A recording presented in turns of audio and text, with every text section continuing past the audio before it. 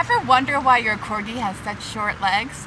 I'm your host, Elizabeth Bosky, and today on Vetting the Research, we're going to be talking about what makes short-legged breeds like dachshunds such hot dogs.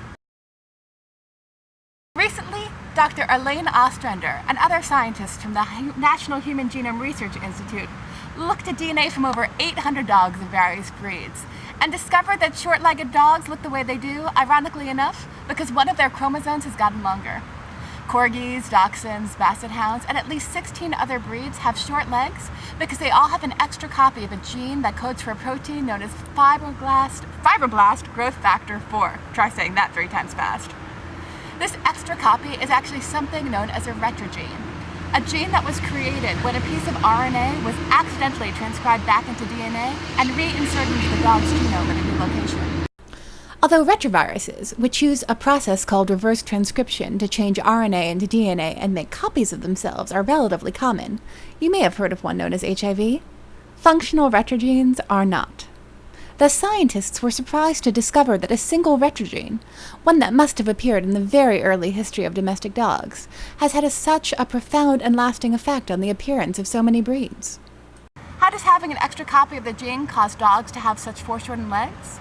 Well, scientists are less certain about that. But they think that overproduction of the protein may affect the timing of key processes during fetal development. This could cause the growth plates of the legs to harden earlier than they otherwise would, and lead to the disproportionately short legs seen in certain dog breeds. This asymmetric change in growth is different than the processes that allow for breeding more perfectly and uniformly formed, miniaturized toy breeds. Interestingly, it looks as though the way in which the limbs are shortened in breeds such as corgis and dachshunds bears a striking resemblance to a certain type of human dwarfism known as hypochondroplasia.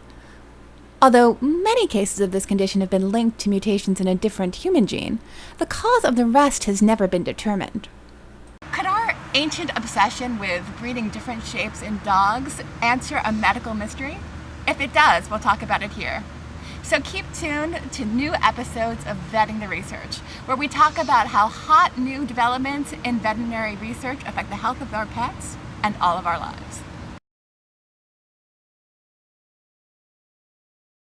Thank you for watching Vetting the Research. Come here, Chloe. Come here. Come here, Chloe. Come here, Chloe. She's so short and she moves so slowly, and yet she's a little perfect dog. She does not have disproportionately short limbs. She is perfectly shaped and just tiny, right? You're very tiny. Tiny and cute. Thanks for watching Vetting the Research.